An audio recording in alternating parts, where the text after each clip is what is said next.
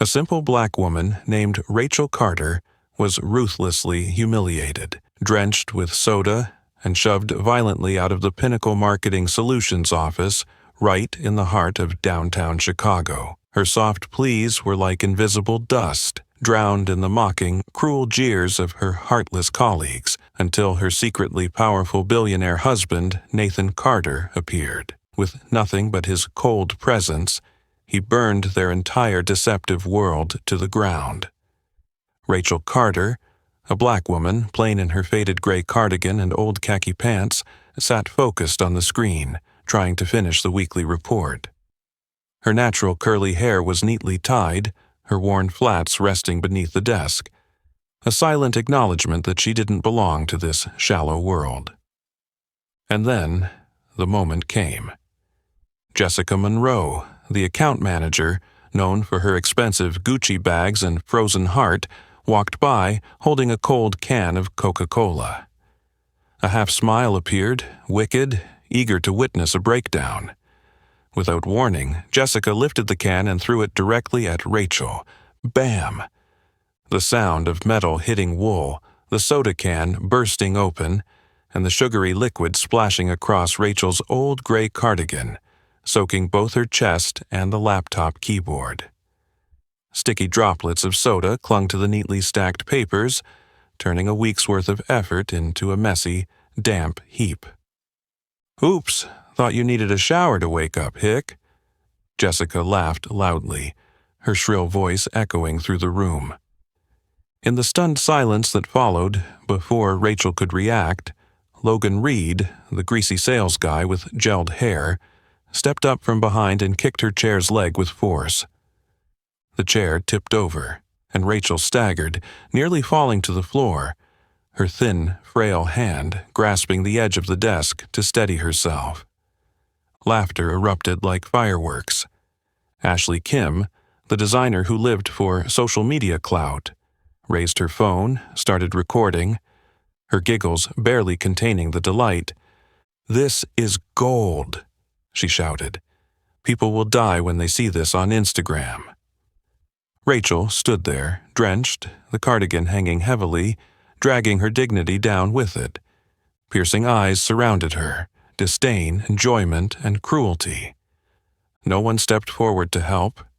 No hand was extended. She was utterly alone. A breath caught in Rachel's throat.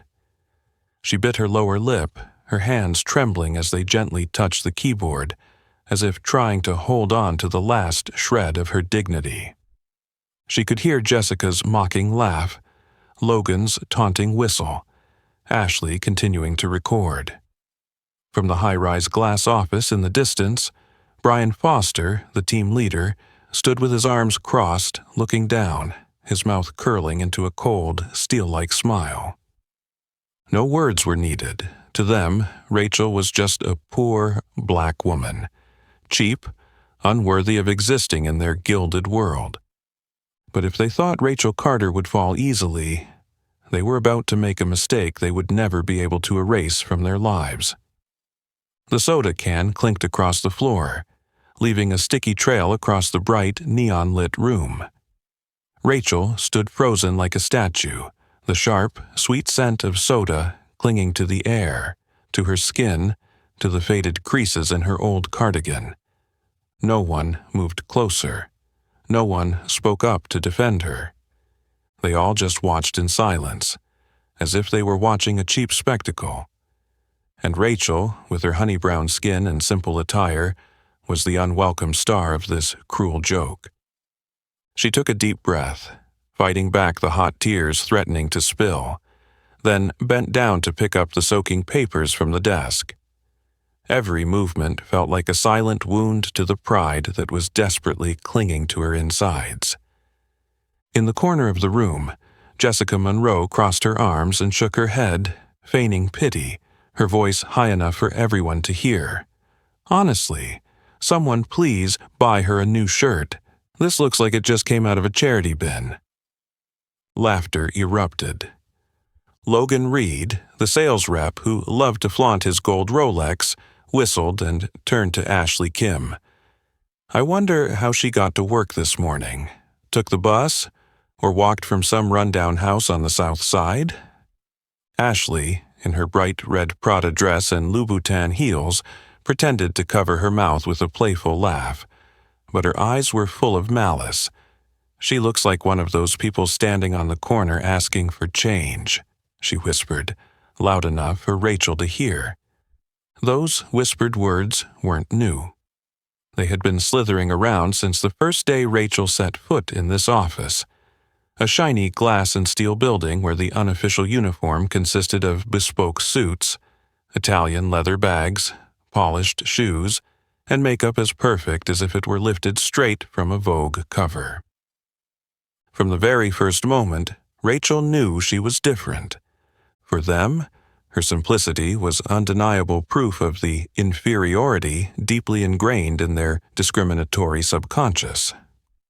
With her brown skin and natural curly hair, she was automatically assumed to not belong in this world. A world where a person's worth was measured by the logo on their shirt and the number of followers on Instagram.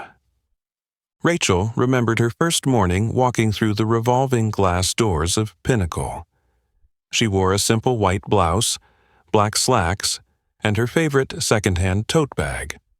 Jessica's glance then, the quick, sharp once-over from head to toe, spoke volumes. "You don't belong here." No words were needed. That look said it all. From that moment on, things only got worse. The Monday morning meetings where Rachel presented data analysis were met with blank stares and discreet yawns. When she suggested process improvements, Logan burst out laughing, stroking his chin as if she had told a joke. When Rachel exceeded her targets, not a single congratulatory word was spoken. They didn't need a clear reason to dislike her. Her skin color, her simplicity, and the way she refused to participate in extravagant parties or competitive boasting, these were enough to make her the target. She was not one of them. And so, to them, she had no value. There were times when Rachel wondered if things might be easier if she tried to fit in, bought some designer clothes, and faked a smile at the boring stories about vacations in the Maldives or shopping trips down Fifth Avenue. But then she would push the thought aside. She was Rachel Carter, a black woman raised in the poor neighborhoods of West Chicago, who had scrimped and saved for college, who knew that real value didn't lie in expensive possessions but in integrity and dignity. She couldn't, and didn't want to, sell herself just to be recognized by people like Jessica or Logan. Yet, that resolve didn't make the daily cuts any less painful. At lunch, when Rachel sat alone with her homemade lunch, the whispers of ridicule rang out from across the room. "She's probably saving up to pay for her shabby room rent, huh? Or saving to buy some soap for that cardigan." When she entered the meeting room, the sound of high heels tapping rapidly on the stone floor seemed to highlight the loneliness of her old worn flats beneath her. When she spoke, cold glances shifted away, as if her voice didn't exist. Day after day, hour after hour, the invisible wall around Rachel tightened. It wasn't direct attacks, but 1,000 tiny cuts, eyes, laughter, indifference, disdain, and each cut, no matter how small, bled her self-respect. That evening, as Rachel silently wiped the soda off the desk and closed her soaked laptop, she knew that what had just happened wasn't a spontaneous outburst. It was the culmination of months of quiet, brutal prejudice, of invisible knives slicing through her pride.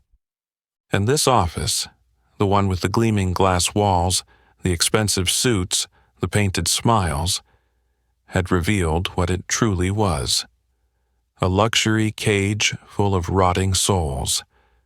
Rachel didn't speak a word.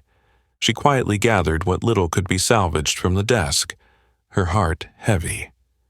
The late afternoon sun streamed through the large window, casting a strange halo of light on her faded gray cardigan, like a delicate, unshakable aura. She knew, from this moment on, everything would be different. A storm was coming, And this time, she wouldn't stand there suffering alone. The fading late sunlight cast long gray streaks on the cold marble floor, leaving shadows across the surface of the glass windows of the high-rise building. Rachel Carter tightened her grip on the faded tote bag as she slowly walked down the empty corridor. The laughter behind her faded, like scratches that lingered in her mind, impossible to erase. She didn't look back. She didn't want anyone to see the redness in her eyes. During her months at Pinnacle, Rachel had learned to shrink herself like a small plant trying to survive in the shade. She arrived early, left late, always tucking herself into a small corner near the window, where the sunlight gently touched the endless spreadsheets she loved. Among the numbers, the complex data sets, Rachel found peace.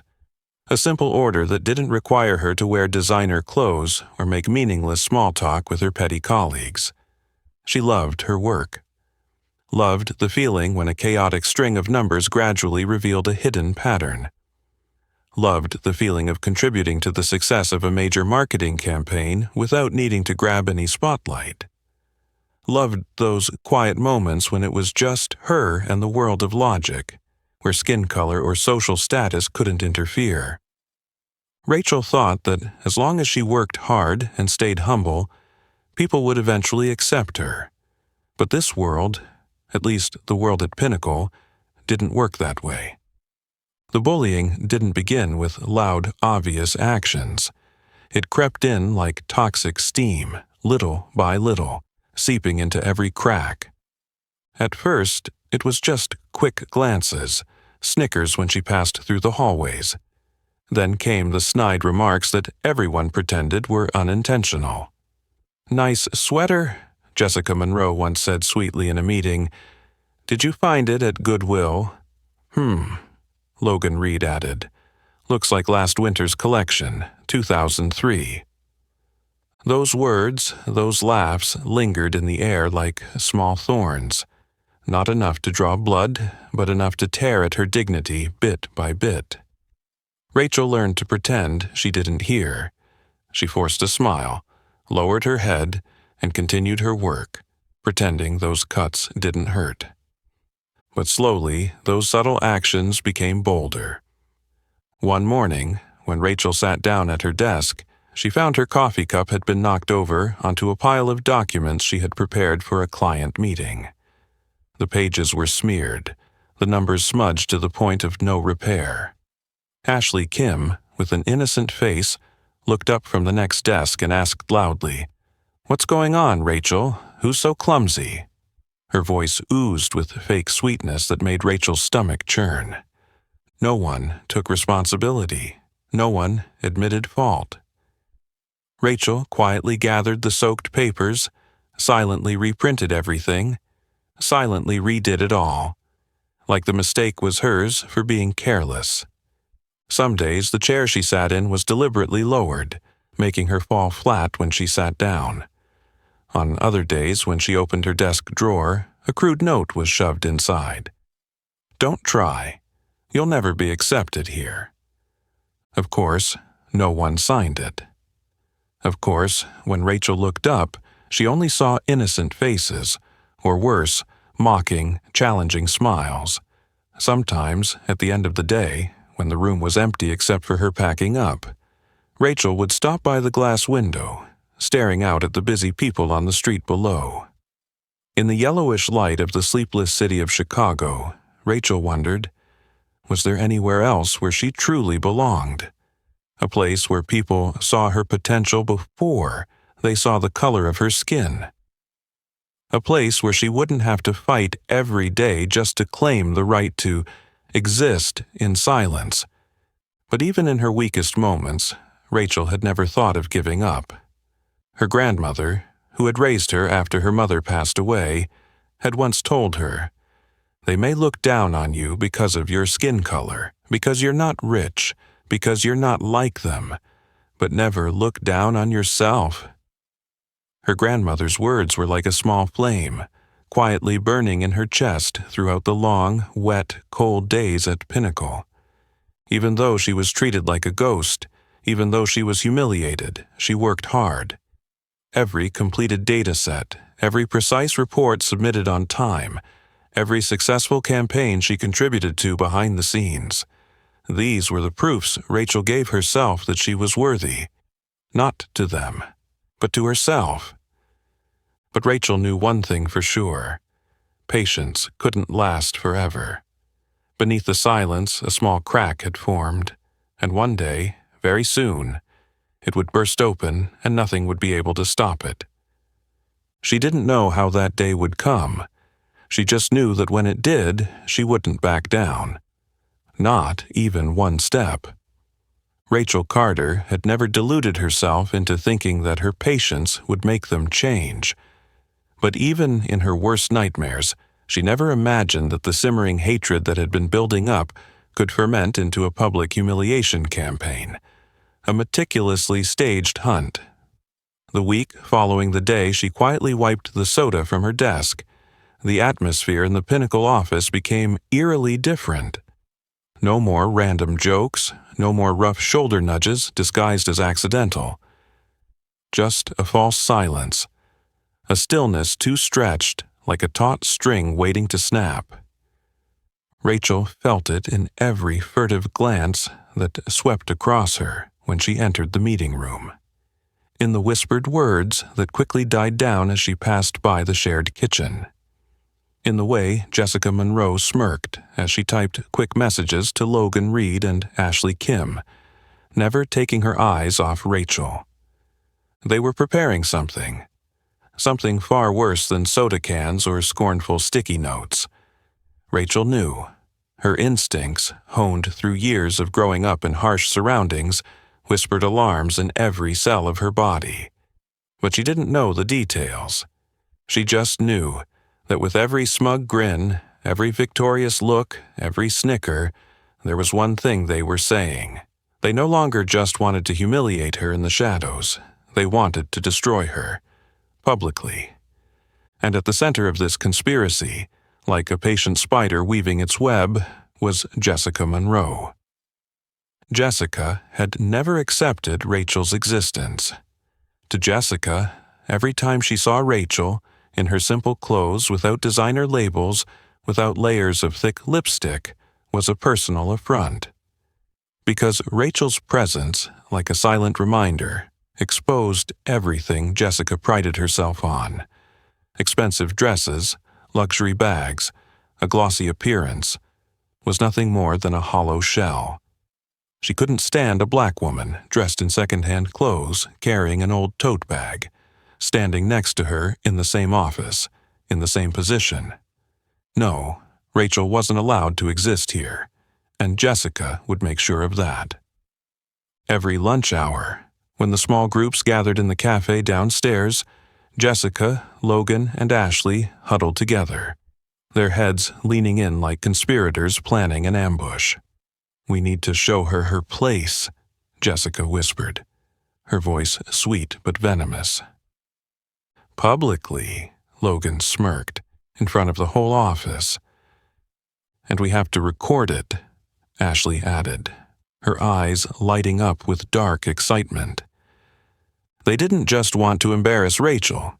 They wanted to crush her, turn her into a viral joke on social media, make her a living example of how, at Pinnacle, anyone who didn't fit in like them would be ruthlessly crushed. The plan was meticulously crafted like a dark marketing campaign. Jessica would lead, pretending to assign Rachel a urgent task on Friday afternoon. Logan would set the trap with his crude, mocking words, encouraging the crowd to join in. Ashley would handle the filming and upload the video to Story as quickly as possible, complete with pre-written, humiliating captions. They even set up a cover story. If their boss found out, they'd blame Rachel for being out of sync and too sensitive. A perfect attack. Brian Foster, the team leader, who should have been stopping any workplace bullying, knew about this. He knew full well. But he just stood by with his arms crossed, a cold smile appearing whenever he saw Rachel quietly working. To Brian, Rachel was just a disposable pawn, a nuisance in the perfect picture he was painstakingly creating. An office full of the right kind of people. A simple black woman with no powerful connections, no support, could be nothing more than trash that needed to be eliminated. Meanwhile, Rachel, though she felt the growing undercurrent beneath her feet, chose to remain silent. She didn't want to believe that they could be this cruel. She didn't want to believe that, in the 21st century, in the heart of a modern city like Chicago, racism and classism could still be so openly and brazenly displayed. But she was wrong. And the storm that Jessica Monroe and her team were nurturing in the shadows was waiting for the right moment to explode. That Friday afternoon, as the clock neared 4, as the sunlight outside the window faded into a pale orange hue, and as everyone began to dream of the weekend ahead, Jessica stood up. She grabbed a stack of documents and walked straight toward Rachel, a twisted, sweet smile on her lips. The whole office seemed to hold its breath, waiting. The trap had been set, and the prey, even with all her pride and strength, had stepped right into it. The trap had been set, and as Jessica Monroe approached with the thick stack of documents, the entire office seemed to hold its breath in anticipation. The fluorescent lights reflected off Jessica's polished high heels, casting a cold, calculating sheen. No one spoke. No one warned. They all just stared, as though watching a dark play whose ending had already been written. Rachel Carter looked up from her laptop screen, her tired brown eyes calm, though weary. She had known something was coming. She just hadn't expected them to be so brutal. Without a greeting, Jessica aggressively threw the stack of documents onto Rachel's desk with such force that her water cup nearly toppled over. The papers scattered, some slipping off the edge of the desk, fluttering to the floor like broken wings. "Here you go," Jessica smiled sweetly, her voice shrill and cutting across the room. "You don't have anything important to do, right? Please help us sort through this mess. Thanks." The remark ended with a mocking wink so blatant it bordered on absurdity. Rachel looked at the stack of documents, all outdated printouts, faulty data, expired reports from the previous year, nothing but garbage. A humiliation wrapped in the guise of a task. And she knew, at that moment, every eye in the room was on her, waiting to see how she would react. Would she stay silent and sink deeper into the role of the useless pawn? Or would she lash out, branding herself with the word weak? Biting her lower lip lightly, Rachel fought to maintain her composure. She spoke softly, but firmly. "I have my own deadline to meet. These documents aren't part of my duties." Her words weren't loud, they weren't angry, but to Jessica they were a defiance that could not be forgiven. Her cold, green eyes narrowed into slits. "Oh, I'm sorry," Jessica sneered, her voice dripping with mockery. "Sorry to bother our dear princess." At that moment, Logan Reed, the greasy sales guy with his slicked-back hair and smirking grin, burst out laughing, clapping loudly as if watching a comedy show. "I guess Rachel's busy getting ready to apply at Dollar Tree," Logan shouted, causing a few others in the room to laugh along. In another corner, Ashley Kim pulled out her phone, the camera peeking behind the screen. She switched to video mode, zooming straight into Rachel's face, then lowering the camera down her worn cardigan, as if to emphasize the low class they mocked. Rachel felt it all. She felt the flashing lights from the phone screen. She felt the soft click of the record button. She felt every sneering look tightening around her like invisible nooses. But she sat still. She didn't cry. She didn't run. She just clenched her fists under the desk, her head slightly bowed as if trying to shrink into the smallest shape possible. Ashley quickly uploaded the video to Instagram Story, adding a snarky caption, "Thrift store chic is alive and well among us."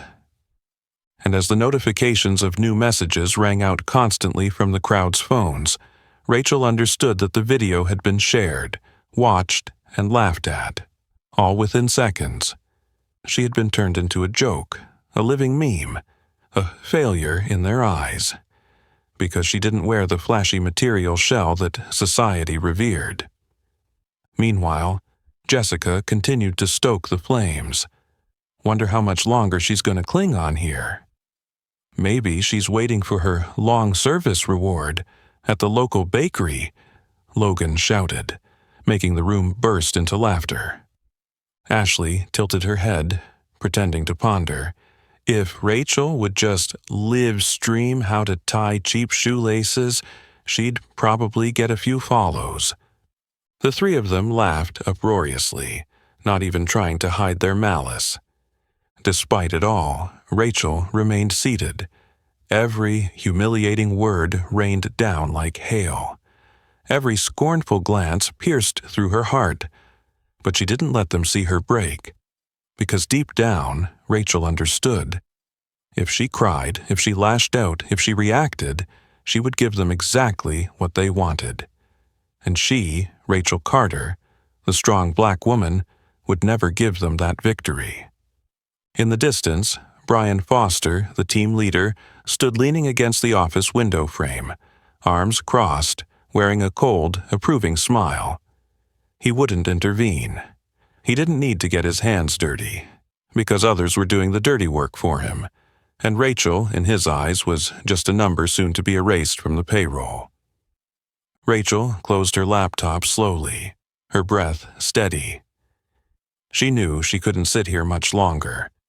A decision was forming in her heart, slow but sure, like tectonic plates shifting beneath the ocean's surface. They thought she was weak. They thought they had won. But they had forgotten one thing. In silence, sometimes true strength begins to awaken, and all it took was a spark, a single phone call, and everything would change forever. Rachel Carter closed her laptop, her hands still trembling slightly. In that suffocating air, she felt every scrutinizing glance pierce through her damp cardigan, as if trying to tear apart her last fragile defense. She took a deep breath and gripped the strap of her tote bag. A part of her wanted to stand up and run away from this cold place. But another part, the part that had endured for years, held her back, forcing her to stand firm, to endure just a little longer, just to prove that they couldn't break her. She thought she had made it through the venomous attack until the sharp click of heels echoed. Brian Foster, the team leader, stepped out of his private office. His light blue shirt was pressed perfectly, his silver tie neatly fastened, the flawless appearance of a man accustomed to making decisions from a position of power. He walked slowly down the row of desks, his detached gaze passing over the other employees before finally stopping right in front of Rachel's desk. The atmosphere around her froze. Everyone seemed to hold their breath, waiting to see how the final blow would land.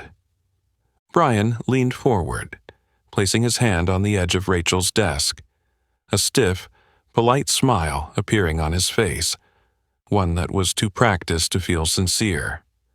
"Rachel," he began, his voice smooth as though issuing a routine administrative directive. "I think, if you're feeling overwhelmed today, you might consider heading home a little early." He paused, letting the words hang in the air like a naked hook. No one could mistake the implication. It wasn't friendly advice, it wasn't concern. It was a polite way of telling her, "You're no longer welcome here." Rachel looked up at him, her gaze not quite defiant but not resigned either. She knew that Brian Foster wasn't innocent in all that had transpired. He had seen, he had heard, he had chosen to turn a blind eye. And now, he stood there, draped in the cloak of a responsible manager, trying to erase the traces of his involvement with a gentle shove out the door. Not stopping there, Brian reached into his pocket and pulled out a pale yellow sticky note. He didn't say another word. He simply dropped the note onto Rachel's desk, as if discarding a scrap of trash. The paper floated down, landing face up with 4 cold, sharp words written in black ink. Clean up your act. 4 simple words, but each one was a knife thrust into Rachel's bleeding self-respect. No more pretense, no more veiled mockery. This was direct, public humiliation, stamped with the weight of power. A clear declaration. You are trash. You are a burden. You don't belong here. The moment stretched on like an eternity. The sound in the room seemed to be sucked out. Rachel felt the strong, painful beat of her heart in her chest. In a distant corner, Jessica, Logan, and Ashley couldn't hide their victorious smirks. Ashley lifted her phone, slyly capturing the moment Rachel bent her head over the humiliating sticky note. Logan whistled softly, a mocking tune. Rachel tightened her grip on her tote bag. In her mind, the words her grandmother had taught her rang out, like the distant rhythm of drums. They can crush you, but only if you let them. Your worth is not in their eyes. Your worth is what you decide it is. She took a deep breath, letting the air fill her lungs, trying to pull together the shattered pieces of her pride. No, she wouldn't break. No, she wouldn't let these people, the ones clinging to superficiality, define her worth. But Rachel also knew that this moment was a turning point. A boundary had been crossed.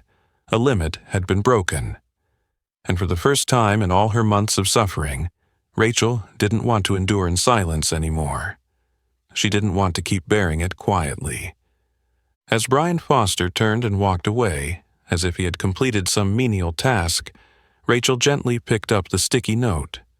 She folded it carefully, like a keepsake, not to preserve the shame, but to remember who chose to treat her like trash, who had started the storm that they would soon have to face. Without a sound, Rachel stood up. Her chair squeaked softly behind her, like a quiet sigh for what was about to happen. She walked slowly toward the break room, her hand gripping her phone tightly. And for the first time in months, she felt no fear as she tapped the familiar name in her contacts. Nathan Carter. The fateful call. A silent cry for help, but one full of power.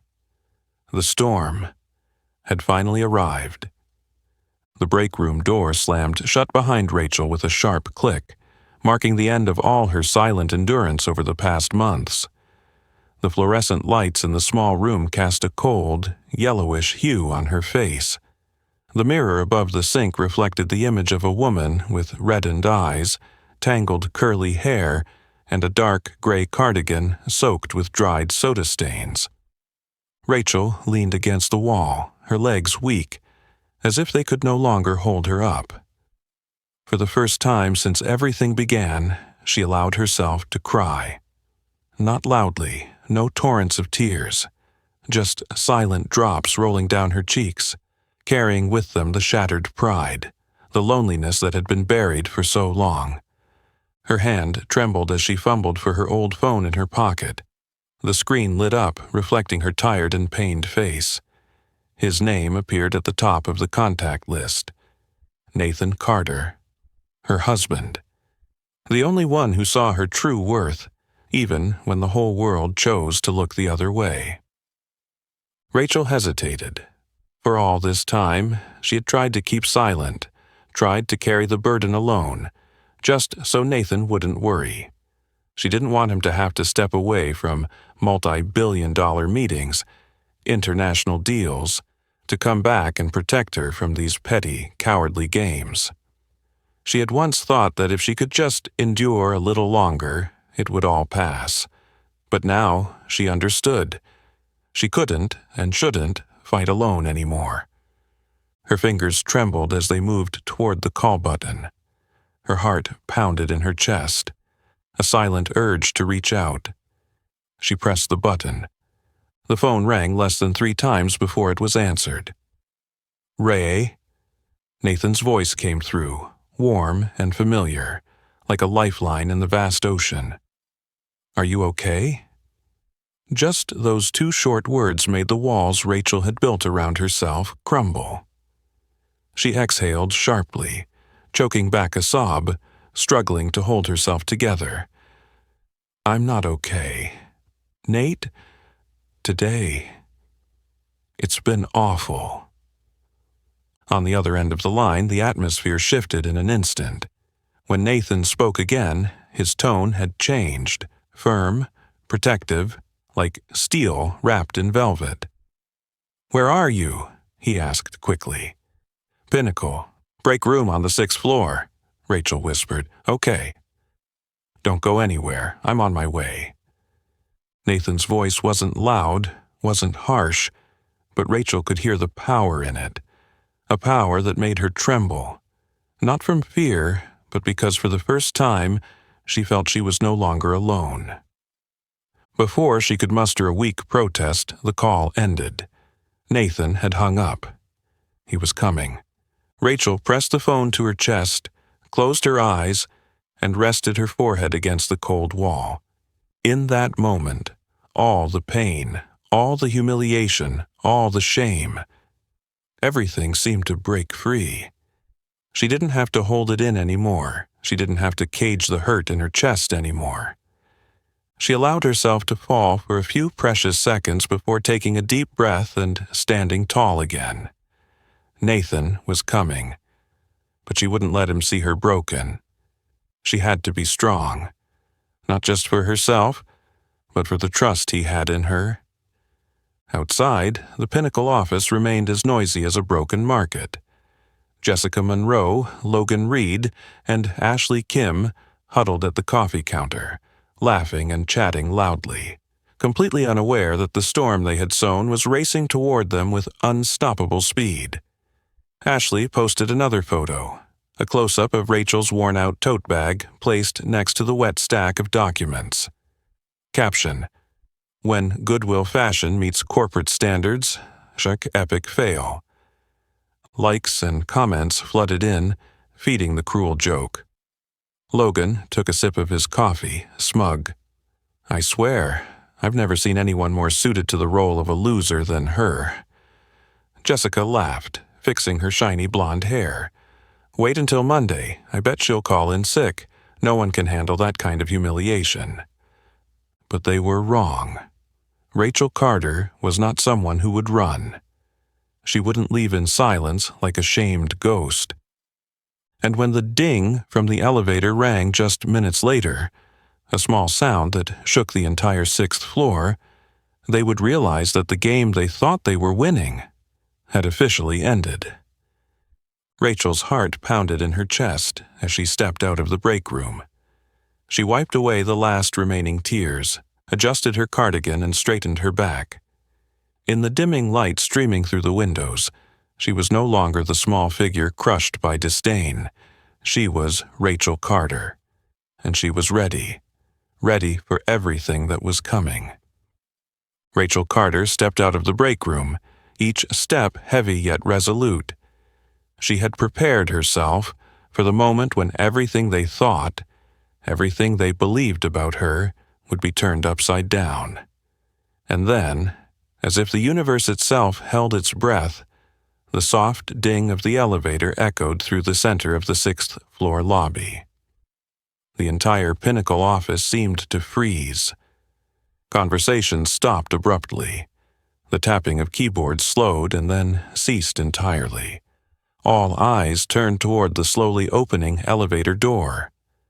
And then he appeared. Nathan Carter. Stepping out of the elevator, tall and composed in a perfectly tailored gray suit, each step exuded an unmistakable aura, absolute power. The light from the rows of LED lights reflected off his shiny Italian leather shoes, gliding effortlessly over the marble floor like a silent declaration. A true force had entered the room. His hair was neatly slicked back, his sharp black eyes cold as steel. His angular face, with a strong jawline and tightly pressed lips, made the entire space around him seem to constrict, tense to the point of suffocation. Nathan didn't look at anyone else. He didn't need to search. He walked straight, like an arrow cutting through the stunned sea of people, heading directly for Rachel, the only one he saw, the only one he cared about. Jessica Monroe, standing half-hidden behind the coffee counter, froze. The latte in her hand shook, spilling slightly over the rim. Logan Reed, who had been mocking Rachel just minutes earlier, stood with his mouth agape, his fingers stiff by his coffee cup. Ashley Kim, still holding her phone, forgot to press record. The entire office, every person, every breath, stilled. No one needed an introduction. Because in Chicago, the name Nathan Carter needed no explanation. President of Carter Enterprises, a powerful conglomerate owning dozens of subsidiaries, including Pinnacle Marketing Solutions, one of the most influential and secretive billionaires in the Midwest, a man whose nod could determine the fate of hundreds. Reaching Rachel, Nathan paused. His gaze softened slightly as he looked at her, but his voice remained firm and strong. "Ready to go, Rachel?" The simple, gentle question rang out like a death knell to the entire room. Rachel lifted her head, her gaze locking with his. In that instant, all the hurt, all the humiliation, all the silent beatings, everything seemed to be soothed by this man's steady presence. She gave a small nod. "I just need a minute," Rachel replied, her voice still slightly hoarse from holding back tears, but filled with calm. No tears, no trembling. Just a powerful silence, the kind of strength no one in that room could match. Jessica swallowed hard. In her mind, the pieces of the puzzle slowly clicked into place, and a terrifying truth began to form. Rachel was not a poor, failed woman. Rachel was Nathan Carter's wife. It couldn't be. It couldn't possibly be true. She glanced around, seeking confirmation from someone, but only found bewildered, horrified eyes reflecting back at her. Logan Reed instinctively took a step back, the chair behind him creaking. Ashley Kim stuttered, her mouth opening and closing, hands gripping her phone so tightly her knuckles went white. Even Brian Foster, from his glass office, stood frozen, his face changing color, his hand clutching the doorframe until his knuckles turned white. They understood. They all understood. And for the first time in this cold, superficial office, they were afraid. Nathan scanned the crowd, his gaze slicing through them like a blade, marking every face, every silent stance. No shouting needed, no threats required. His presence alone was enough to suffocate the entire room. Rachel bent down, calmly gathering her laptop and faded tote bag. No hurry, no awkwardness. She did everything with the poise of someone who knew, in that moment, she held all the power. In a desperate attempt to salvage the situation, Jessica squeezed through the crowd, forcing a strained smile. "Mr. Carter," she stammered, her voice trying to regain its professionalism. "It's an honor to have you visit Pinnacle. May I get you some coffee?" Her voice quivered, absurd. Nathan turned, his cold eyes locking directly onto Jessica's. He didn't answer. He didn't need to. His silence was sharper than any words. A heavy silence fell over the room, and in that silence they all understood. Things were about to change, and none of them could stop it. The atmosphere in the Pinnacle marketing office was so thick it felt like it could be cut into pieces. Jessica Monroe, still desperately clinging to the faint hope that remained, hurriedly stepped forward, forcing a twisted smile onto her face. She quickly ran a hand through her hair, adjusted her dress, and stretched out her hand, trying to sound cheerful. "Hello, Mr. Carter. I'm Jessica Monroe, account manager for Advertising Team 3. It's an honor to meet you." Her voice trembled slightly, partly from nerves, partly from the fear that was slowly sinking into every nerve. Nathan Carter didn't reach out to shake her hand. He didn't smile. He didn't acknowledge the greeting. His eyes simply swept over Jessica as though she were invisible. Then, in a deep voice that was as cold as it was spine-chilling, he spoke. "Who here has offended my wife?" My wife. Those two words dropped into the office like a thunderclap from an unclouded sky. Jessica blinked rapidly, her mouth opening and closing like a fish out of water. Logan Reed nearly dropped his coffee, his fingers stiffening around the cup. Ashley Kim, usually quick and sharp on social media, now stood frozen, stiff as a statue. All the people who had just mocked Rachel Carter now looked like children caught stealing in broad daylight. In that suffocating moment, Rachel stood beside Nathan, quietly yet firmly. Not triumphant, not gloating, just a silence full of dignity. And in that silence, she became more radiant than any designer outfit in the room. Jessica swallowed, trying to regain her composure. She stammered, "You mean, wife?" She whipped her head around to look at Rachel, as if seeing this woman for the first time.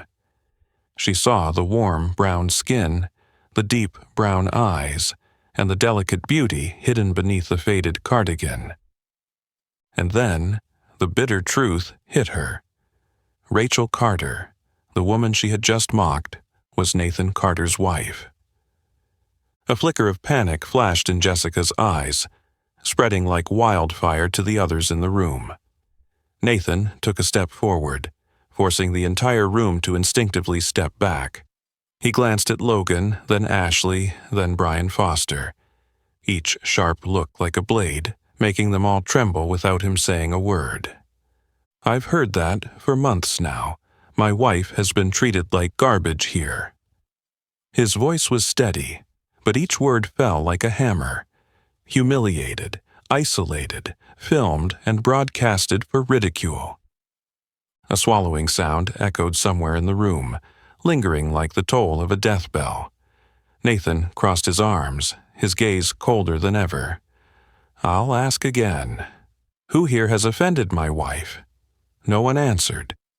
No one dared to breathe too loudly. Only Jessica, in a last-ditch effort to salvage the situation, stammered, We didn't know she was—" Nathan cut her off, his voice like molten steel. "She doesn't need to wear Prada or Chanel to be treated with the basic respect she deserves. She's here to work, to contribute, not to be humiliated by any of you." He paused, scanning the room one more time.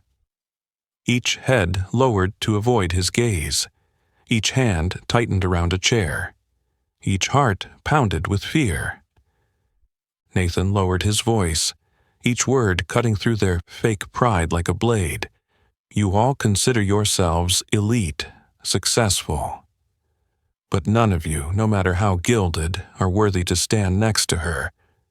Jessica trembled, clutching her dress so tightly her nails dug into her skin. Logan stepped back further, sweat beading on his forehead. Ashley lowered her head, lips pressed tight, struggling not to cry. Brian Foster, who had once looked down on Rachel, was now nothing more than a trembling shadow of himself. Rachel looked around the room, those once arrogant faces now full of fear, and for the first time she felt an unusual sense of peace inside. Not because of revenge, not because of victory, but because the truth had finally been laid bare. Nathan turned back to look at Rachel, his eyes softening, filled with pride. "You don't need to say anything, Rachel," he whispered, just loud enough for her to hear, I'll speak for you." And in that moment, Rachel knew she was no longer fighting alone. She had never been alone. The atmosphere in the Pinnacle marketing office was thick enough to be sliced into pieces after Nathan Carter's resolute declaration. The tension in the air stretched so tight it felt as if a single breath could shatter it. Logan Reed, Ashley Kim, and even Brian Foster stood frozen, their faces pale as wax statues beneath the harsh white light. They knew. They all knew. There was no turning back. Nathan, with his terrifying calmness, looked at each person. Each one who had either participated in or been complicit in the string of humiliations Rachel had endured.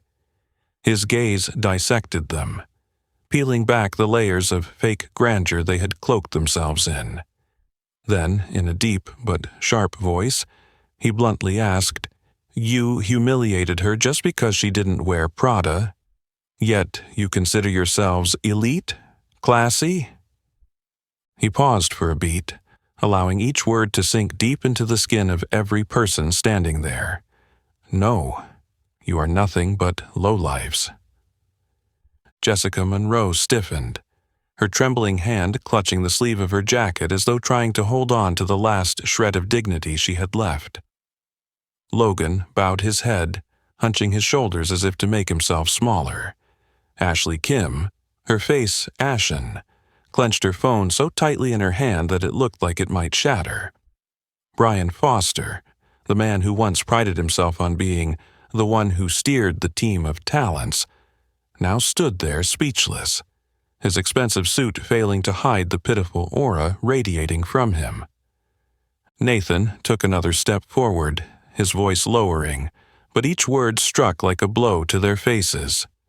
"She doesn't need designer clothes to define her worth. She doesn't need expensive heels to walk with dignity. And she certainly doesn't need flattery or embellishments to be recognized." He pointed to Rachel, standing firm beside him, the light from the window shining on her curly hair like a halo. "Because she has things none of you could ever buy. Conscience, dignity, and strength." A wave of shame surged through the room. Some of the employees who had been silent observers started whispering. Some lowered their heads, unable to meet his eyes. Others, those who had laughed at Rachel but now feared being dragged down with her, tried to shrink into the shadows, as if they could hide from the fury brewing in Nathan. But no one could hide. No one. Nathan turned, his gaze settling on Brian Foster, the highest-ranking accomplice among them. "You're the manager, right, Foster?" His voice was cold as steel. Brian nodded, his mouth stammering. I. "You saw what happened." Nathan interrupted, his voice not loud but heavy like a hammer's blow. "You heard the insults. You saw the cowardly actions. And what did you choose to do?" A heavier silence than any excuse filled the room. Nathan didn't need further confirmation. He turned to Logan and Ashley. "And you two," he stressed, each word sharp as a blade, "filmed her mockery, posted it online to humiliate a colleague just because she didn't fit your standards. Ask yourselves, how many likes did you think you'd get from destroying a person?" Ashley burst into sobs, but her crying only deepened the scorn in everyone's eyes. Logan grit his teeth, his jaw clenched, but the cold sweat trickling down his temples betrayed his hidden fear. Nathan turned to Jessica, delivering the final blow. "And you, Monroe, led the charge, inciting, humiliating, laughing at someone's pain as if it were your right to control their life. I wonder, have you ever asked yourself what you have other than expensive dresses?" Jessica opened her mouth to justify herself, but Nathan raised his hand, signaling for silence. "No need to answer. The answer is already written on your face." The room was drowned in a deadly silence. No one dared move. No one dared breathe too loudly. They all stood there, stripped bare by the harsh truth they could no longer deny. No more makeup, no more designer labels, no more the veneer of fake success. Only weak, corrupt people, trembling in the face of a man's wrath, and the silent resilience of a woman they had once scorned. Nathan looked at Rachel. In his eyes there was not only protection but respect, pride, and admiration that he didn't try to hide. He gave her a slight nod, as if silently making a promise. And Rachel, though her heart still ached, returned the gaze with unshakable resolve. She was no longer afraid, because she knew. Those who had pushed her to the edge would finally pay the price. The air in the Pinnacle marketing office had thickened after Nathan Carter's brutal revelations. The silence now wasn't awkward or embarrassed. It was heavy, sharp as a knife, hanging between the people who had once thought they were untouchable. Nathan turned, facing the entire room, his voice rising, clear, definitive, leaving no room for hope. "I will not let this go as a simple apology." His gaze swept over Jessica Monroe, Logan Reed, Ashley Kim, and Brian Foster, each one in turn. "You've created a toxic environment. You've humiliated, degraded, and intentionally destroyed a colleague's spirit, not for any reason other than your own arrogance and pettiness." He paused, letting each word sink in. Then, with a voice as cold as steel, Nathan declared, "Therefore, as of this moment, Jessica Monroe, Logan Reed, Ashley Kim, and Brian Foster, you are all immediately terminated." A choked gasp echoed from Jessica. She staggered back a step, as though the blow hit her square in the chest without even needing to touch her.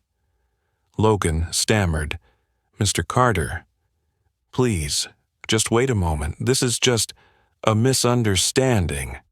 Ashley burst into tears, clutching Logan's sleeve as though searching for something to hold on to. Brian Foster, still somewhat more composed, tried to force a conciliatory smile. "Mr. Carter, I can explain. We were just joking. No one thought it would escalate like this."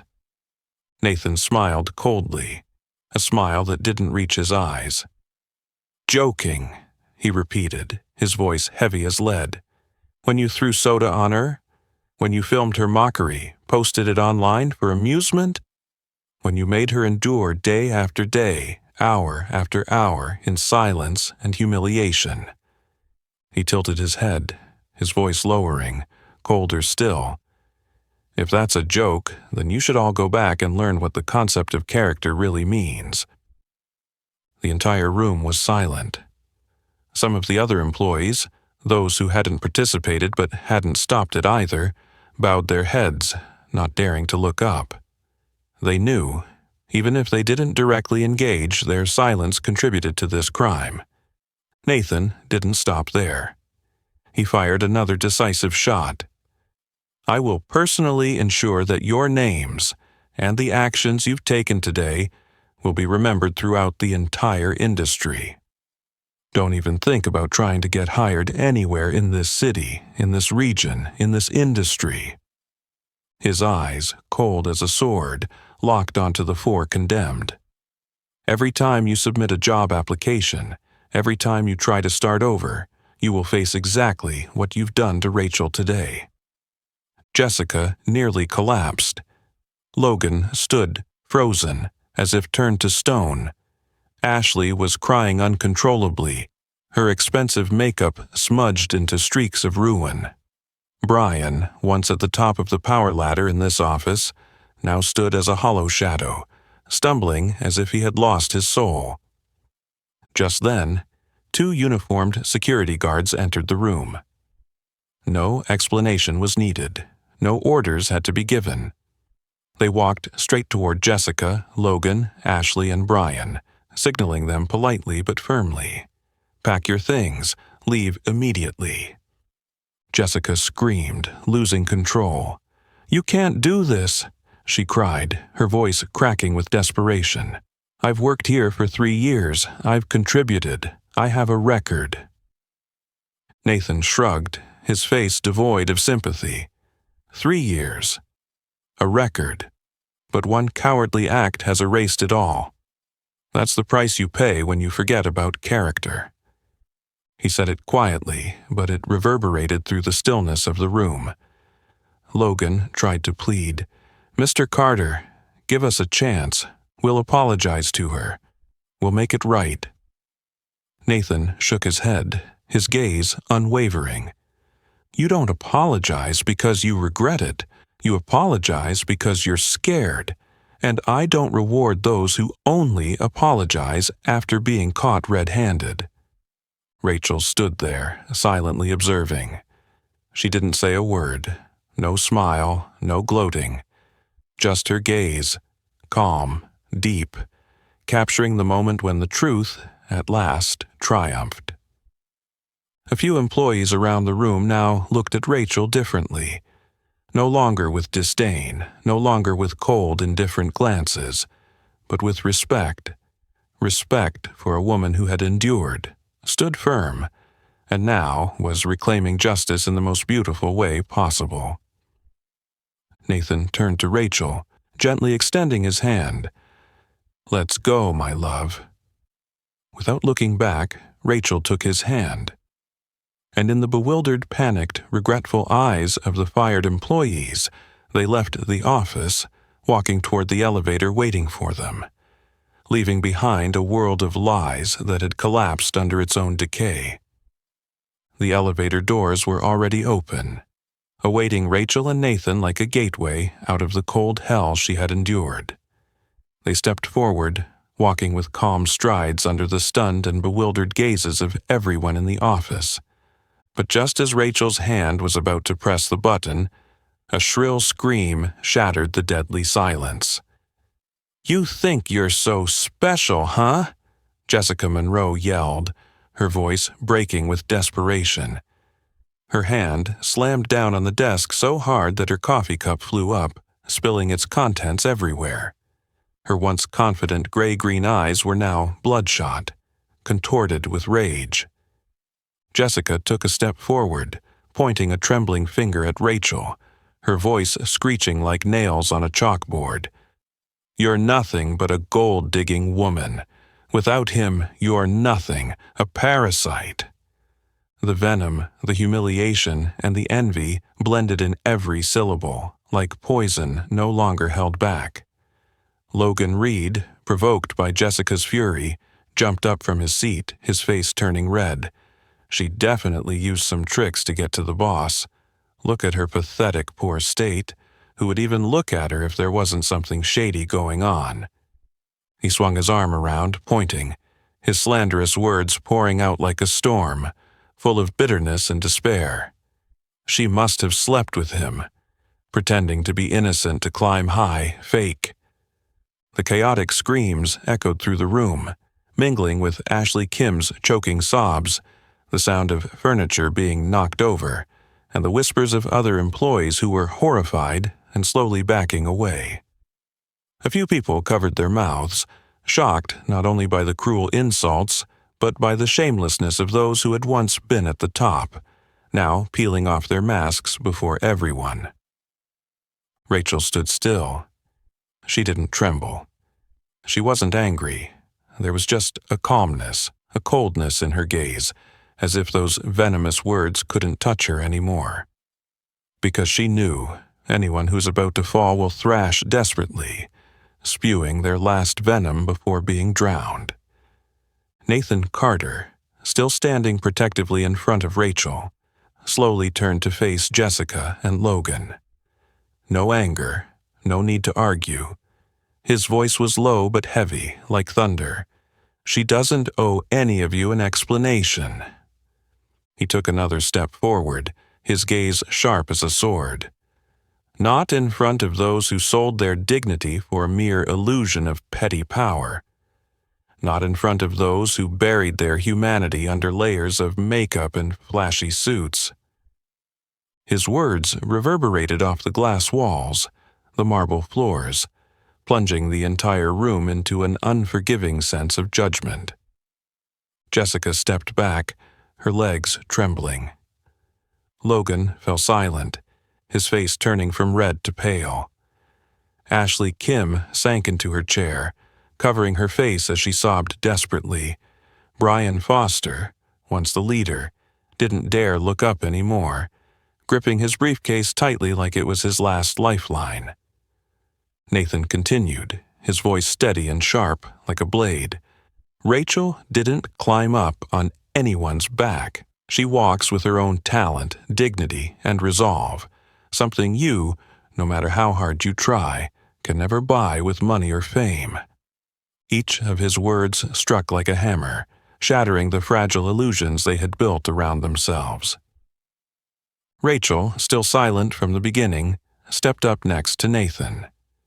She stood tall, her gaze proud but not arrogant. Her silence, without the need for words, was the most beautiful and powerful response. She didn't need to lower herself to argue with those who had burned their own integrity. Nathan gave a small nod, like an undeniable full stop. He extended his hand. Rachel took it. Without looking back, they walked into the elevator. The steel doors slowly closed, shutting out the cries, the slanders, and the desperate sobs behind them. What remained was only the steadfast calm and victory. A victory that didn't need to scream, a victory built on dignity and true strength. The elevator doors closed behind Rachel and Nathan, leaving a heavy, eerie silence on the 6th floor of Pinnacle Marketing Solutions. Gone was the power of glossy appearances. Gone was the arrogance masking empty greed. Only pale faces, downcast eyes, and irreversible collapse remained. And then, as if to finalize the sentence already handed down, 2 security guards in black uniforms entered the office. They didn't need to ask questions. They didn't need to politely request. Everything had already been arranged. One guard approached Jessica Monroe, who was trembling uncontrollably, clutching her handbag as though it were a life raft in a sea of death. The other stepped toward Logan Reed, Ashley Kim, and Brian Foster, who now resembled failed shadows waiting for the final gust of wind to blow them away. Jessica struggled weakly when the guard touched her arm. "Let go! I'm not going anywhere. I'll sue! I'll call a lawyer!" she shouted, her voice breaking with despair. But her screams only echoed miserably in the room, now swallowed by the cold, unyielding silence. No one stood by her. No sympathetic glances, no words of defense, only cold, indifferent glances. The same eyes that once praised, that once followed her lead, now turning away as though avoiding a plague. Logan Reed no longer had the strength to shout. He walked like a zombie, shuffling behind the guard, his shiny leather shoes dragging on the marble floor. Ashley Kim, her face streaked with mascara and expensive makeup melting away, sobbed like a lost child, clutching her phone as though it were holding on to the shattered remnants of her past. Brian Foster, once the most confident manager on the 6th floor, now walked with his shoulders slumped, his expensive suit wrinkled like the skin of a defeated man. The 4 defeated shadows trudged out of the office, no longer the powerful figures that once walked with arrogance, but broken, tattered bodies crushed by their own pride and cruelty. The large glass door leading out of the office closed behind them with a heavy click, like the sound of a life sentence being handed down. Left behind, Rachel Carter stood still. She didn't move forward. She didn't smile in victory. She didn't utter a single word of scorn. Her gaze, steady, deep, watched them leave, devoid of pity but also free of hatred. It was simply a quiet strength, the unyielding pride of a woman who had chosen to stand tall when the whole world wanted to knock her down. The remaining colleagues, those who had stayed silent all these months, no longer dared meet Rachel's eyes. Some lowered their heads. Some secretly wiped their brows. Others slowly stepped back, as if hoping to disappear from this haunting room. They knew, in that moment, Rachel Carter, the simple black woman who had once been scorned for not wearing Prada, had become the center of it all. Not because of her husband's power, but because of her own strength. Beside Rachel, Nathan Carter gently squeezed her hand, a light grip like a quiet praise. No one in the Pinnacle office would ever forget that image.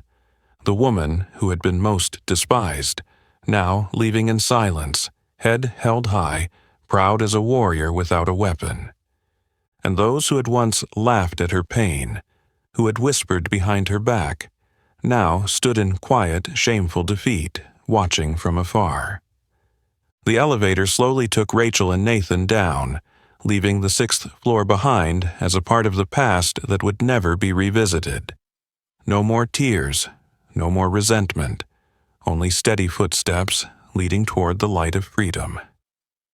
When the elevator doors closed, when the final ding echoed, carrying Rachel and Nathan away from the fateful 6th floor, it marked the end of a chapter in her life.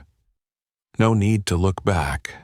No need to carry anything but her self-respect and freedom.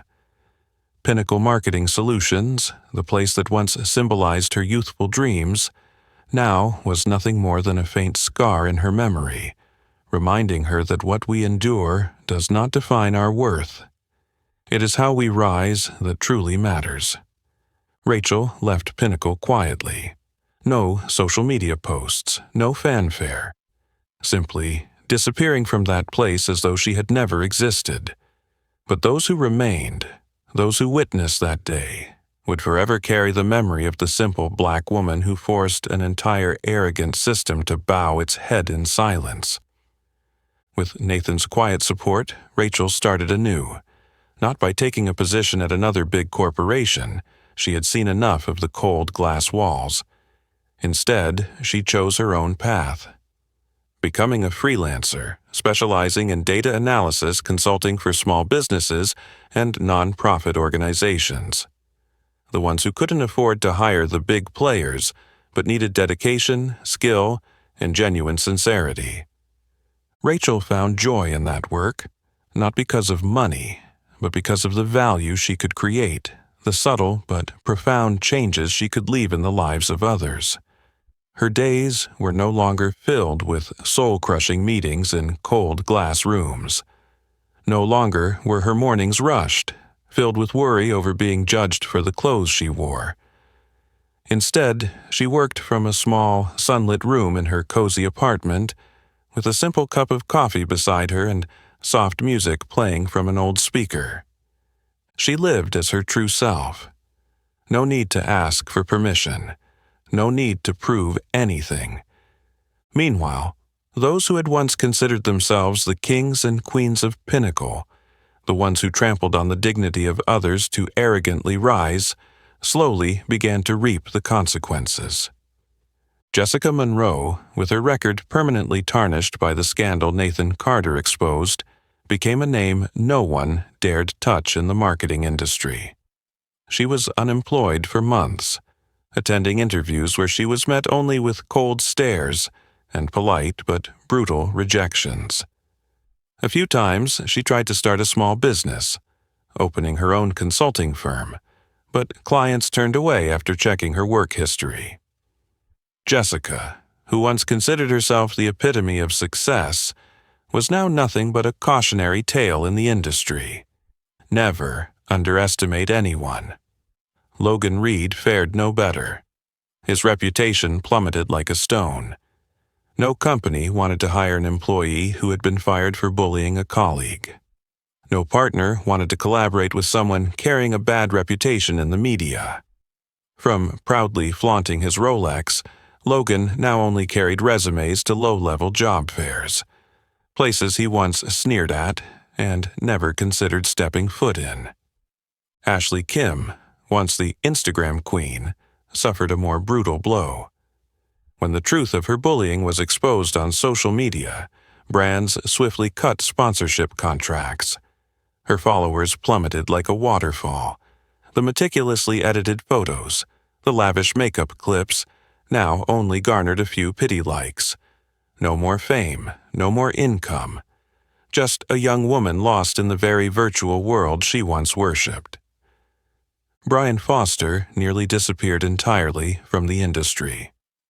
After the painful fall at Pinnacle, no company dared hire a manager accused of fostering a toxic work environment. A lifetime of building achievements now collapsed in silence. Some say he moved to a small town down south, doing temporary consulting work for family-owned shops. No one spoke of him anymore, no one remembered. And that was the harshest punishment for someone who once considered themselves invincible. Rachel never spoke of them. She didn't need to. She didn't need to shout her victory. Her silence, her quiet progress forward, was the most beautiful revenge. Because she had survived, she had overcome, she had won, not through retaliation but by staying true to herself. And when evening came, in that sunlit apartment, Rachel would often sit by the balcony, holding a warm cup of tea, her gaze distant as she looked toward the bright Chicago horizon.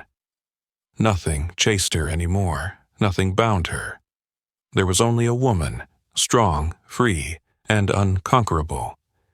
The evening in Chicago bathed the city in a sea of golden light, like galaxies trapped between the towering skyscrapers. A soft breeze whispered through the expansive balcony of the penthouse apartment. The city lights sparkled in Rachel Carter's deep brown eyes as she leaned against the railing, the warm cup of tea gently warming her palms. Behind her, Nathan silently walked over and stood beside her, no words needed. He knew that moments like this, when she stood in a quiet stillness releasing the weight from her shoulders, were more precious than anything in the world. Rachel looked up at the brilliant night sky, the artificial stars below shimmering like thousands of broken dreams being reborn. A small, fragile, yet powerful smile appeared on her lips. Her voice, low and gentle, broke the silence. "You don't need to destroy them." Her words weren't filled with blame. It was simply a truth, gentle, as if she understood the world and was letting go of what had passed. Nathan turned to look at her, the corner of his mouth lifting in a soft smile, tinged with a hint of regret and pride. "I'm not destroying them, Ra. They're destroying themselves. I'm just making them feel the consequences of what they've sown." His voice was soft, but beneath it lay cold steel, a strength that didn't need to scream to be felt. Rachel tilted her head, looking at him, and in that moment she knew Nathan didn't need to take revenge for her, because the simple truth was, those who choose to despise, who choose to trample on the dignity of others, will eventually bring about their own downfall. No need to raise a hand, no need to dirty herself, because justice, though slow, always finds its way to the right people. Rachel turned her head, once again gazing at the vast city below her. She took a deep breath, full, complete. Not with the feeling of victory, not with arrogance, but with the deepest freedom. Freedom from fear, freedom from imposed prejudices, freedom from the way the world once tried to trap her. She had won, not because Nathan was a billionaire, not because she bore the Carter name, but because throughout that stormy journey she never lost herself. She didn't trade her dignity for recognition. She didn't fall to hatred. She didn't let bitterness turn her heart to stone. Rachel smiled, a radiant, gentle smile that was invincible. In the windswept air, her curly hair gently framed her face, like a portrait capturing true strength. Not strength measured by status, not by the balance in a bank account, but by self-respect, by integrity, by the quiet yet unyielding determination of a simple black woman. Under the distant, twinkling lights, where the endless streets of Chicago never slept, Rachel Carter knew she had found the most precious thing. Not admiration, not the recognition of outsiders, but the peace in knowing she had lived right, fought right, and kept herself whole, even if it meant facing the whole world. Nathan gently squeezed her hand. No words needed. Under the night sky, the two stood side by side. No need for noisy glory, no need for applause, only the truth. And that truth, like a silent flame, would continue to light their path. Long, wide, free, and unconquerable. And that is the story of Rachel Carter, the simple black woman who proved that dignity and self-respect are things that cannot be taken, no matter how hard the world tries to crush her. No designer labels, no lavish veneers. With nothing but determination, dignity, and quiet strength, she overcame it all, and left behind a lesson for those who once scorned her. True power comes from within.